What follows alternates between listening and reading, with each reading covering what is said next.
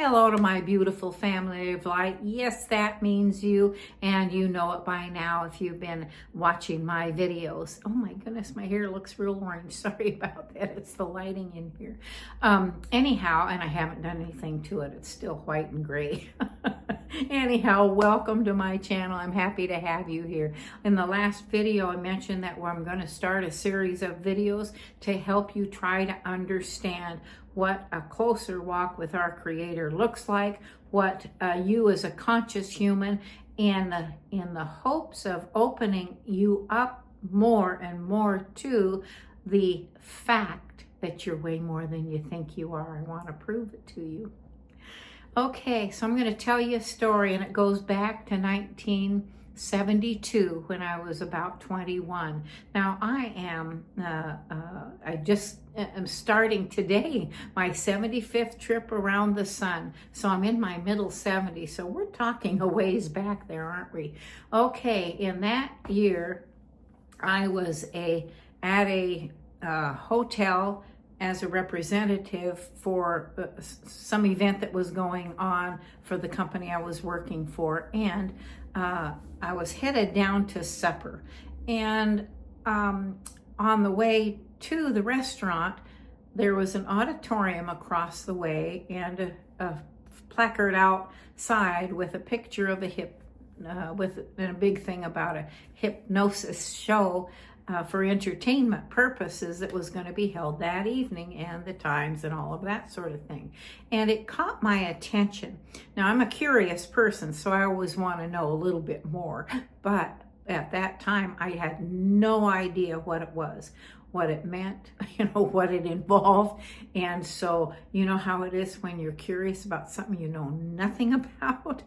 There's a little bit of fear, maybe a lot of fear in there. And so I kind of walked away from that, went in to have supper, and just thought about it during my meal. Had a nice, slow, lengthy meal, and just enjoyed myself. And when it was all said and done, I ended up going to the doors at the auditorium.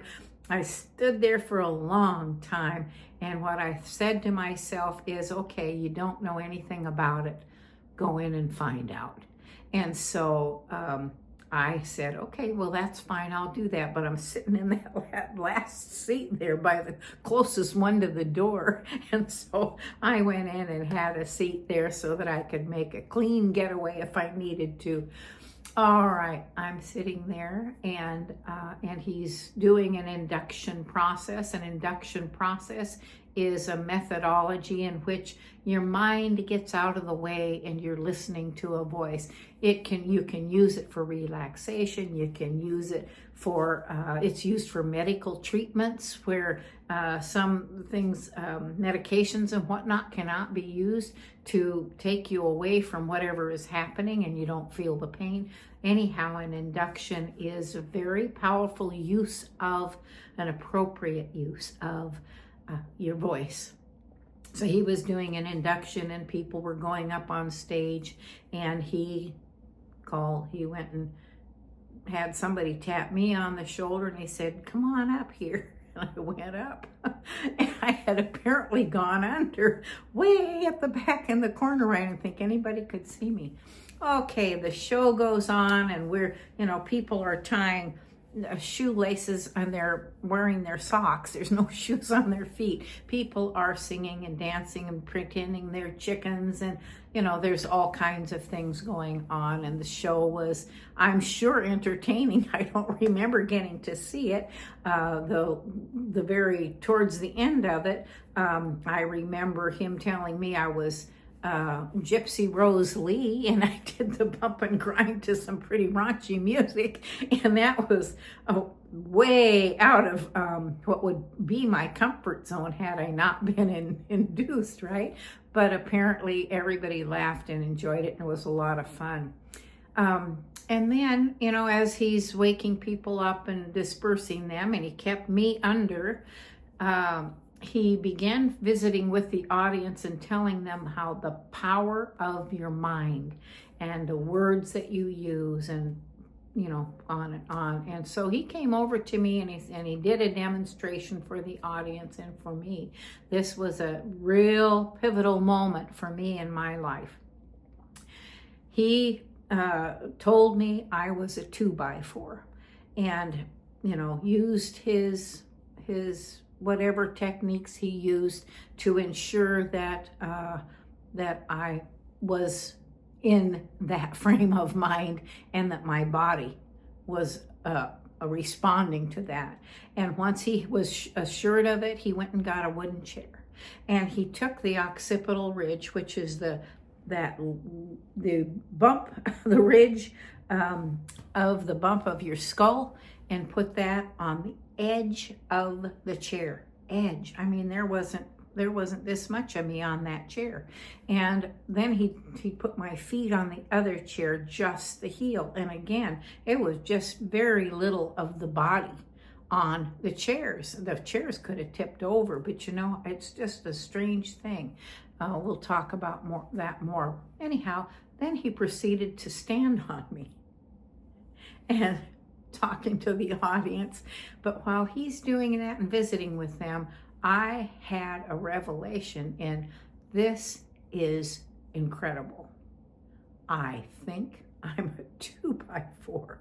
I didn't say to myself, you know better. I'm just thinking, this is amazing. I just think I'm a 2x4. And he walked up and down on me. He went, he didn't trample on me. He just took steps so that they could see there was no flexing in that body at all.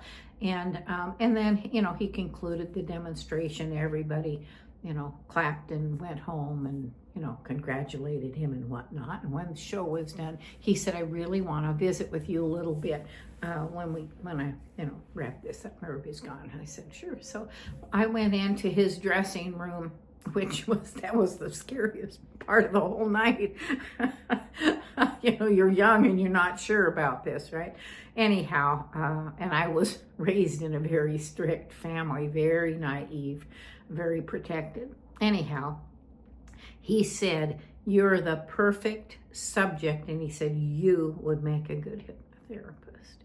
He said, hypnosis, when used appropriately, is the mind. Your mind is very powerful, and people will believe what you tell it. So he said it's real important. If you ever want to look more into this, he said, I want you to look me up, because he wanted to teach me. Well, at that time, I was too young and too naive, but the seed had been planted. So there's two things I want to tell you about this. I am always telling you, number one, you're way more than you think you are. Way more. You have this mind that is influenced by your life, by your circumstances, by the conditions that you're living in, by the people that influence you, your parents, your teachers, your other siblings, and whatever experiences and events you've been through. And some of those, if they're traumatic, are going to get buried.